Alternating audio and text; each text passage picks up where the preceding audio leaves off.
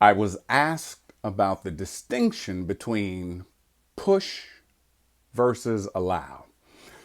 So, short backstory, I can recall times in particularly junior high school where there were young ladies that I was interested in and I wanted, to get to meet them. I wanted to exchange numbers. I wanted the conversation to quicken. I wanted us to talk on the phone. Now, this is back on the phone. We had no cell phones. This is back on the phone where you had to wait. Everybody could use a line. This was before you had call forwarding, and the parents were on the phone. You're like, "Oh my God, what if she's calling while my parents are on the phone and I miss it?" Because it wasn't we didn't have the whole voicemail thing. It was either you were there when the phone rang or you didn't. So that push piece, I was pressed, right? So to push means to apply a force. So does press, to press against something. And the challenge with that energetically is if I'm pressed or pushed, I'm only focusing on that one desired thing, one desired outcome. So I don't have a wider view or wider perspective. I am restricting my ability to see more, to do more, to experience more options, right? Like I may have been pushing for this young lady, but in my periphery was another young lady that was open and available, eager to meet and date me and go to the movies and hold hands and to go roller skating, because that's what a brother did back in junior high school, right? So pushing versus allow, which aligns with the law of flow. That is simply to recognize that things are what they are. If you've done what you can do and there's nothing left for you to do, then you get to allow it to occur in its own time, allow it to come to you. So when we restrict, right, it's why people that have heart challenges, right, there's a restriction that occurs versus an allowance that allows things to open up. So the allowing with respect to maybe it's a job that you want or somebody that you want to meet or a relationship that you'd like to create or a conversation you'd like to have with a loved one. We try to push it and force it. There was an old song that said, "Don't push it, don't force it, let it happen naturally.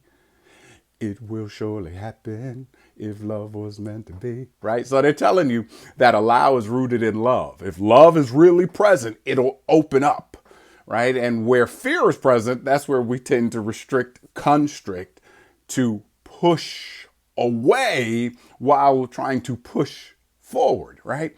And so push tends to restrict, allow tends to open.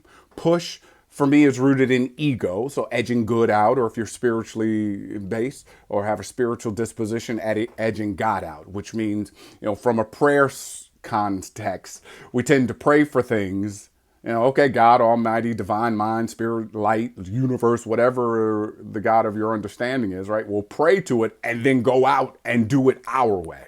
And I'm not talking about where we're released spiritually to do something. You've got an inner knowing that says this is the step you are to take. I'm talking about where you pray and then go do it and you wonder why it's not showing up. Because a lot of times we don't make room to hear from the inner knowing, whatever you call that, and then taking action. So one isn't right and one isn't wrong, one isn't good and the other isn't bad. They just produce different results. And what I know from my own life experience is, through the analogy of dating, that women don't like when brothers are oppressed. So I would offer that the universe does not like, as in it can't operate because it does not make room for the person to come in, for the new job to come in, for the new conversation to come in. We're attempting to control it versus allow it to be so. Think of it this way. If you plant something, doesn't matter how much sun you give it and how much you water it, it is going to come in its own time. And I think that is kind of the easiest way to see that universal application. If it's something that you see and that you feel and that you desire and that you claim to be yours, take a breath in through your nose, let it out your mouth, and allow it to make its way to you. Be gentle on your journey.